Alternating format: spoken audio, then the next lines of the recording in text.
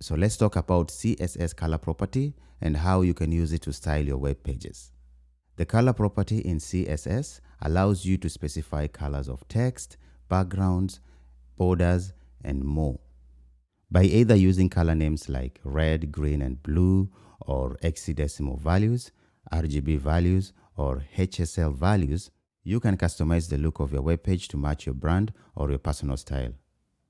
You don't need to memorize any of the color values. There are many websites out there to find colors, and here are some of the examples. We have colors.co. Click Start Generator here. Keep pressing spacebar until you find the colors that you want. If you find one that you like and you want to keep it, you can lock it here and then keep pressing spacebar. Next, we have colors.neoorangepeel.com. Here, just click a color like this and you can see which colors you can combine together. And you can see here we have color names, hexadecimal values, and RGB values. And I will have all this linked below. Now let's see an example. On my desktop, I'll start by creating a folder and I'll name it Web Development. Then inside this folder, I'll create another folder and name it CSS, where I'll put all my CSS files. Now I'm going to drag this folder to Visual Studio Code. I'll trust it, click yes. I'll create a new file by clicking here and name it index.html. Inside my CSS folder, I'll create a file and name it style.css. So inside my index.html file, I have heading 1 and 4 div elements.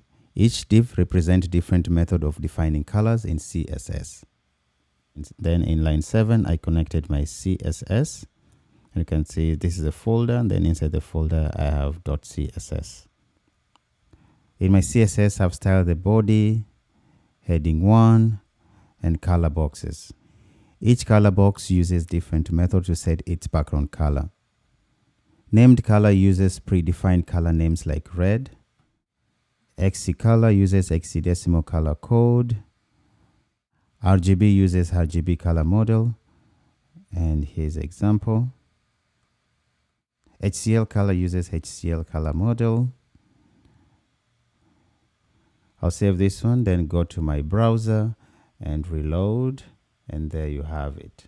So we have color names, hexadecimal color, RGB, and HCL colors. And there you have it, CSS color property. So now you're ready to make your web pages stand out. In the next video, you will learn to format text in CSS. Thank you for watching. Like and share the video, and don't forget to subscribe for more video like this one. So keep experimenting with colors, and I'll see you in the next one.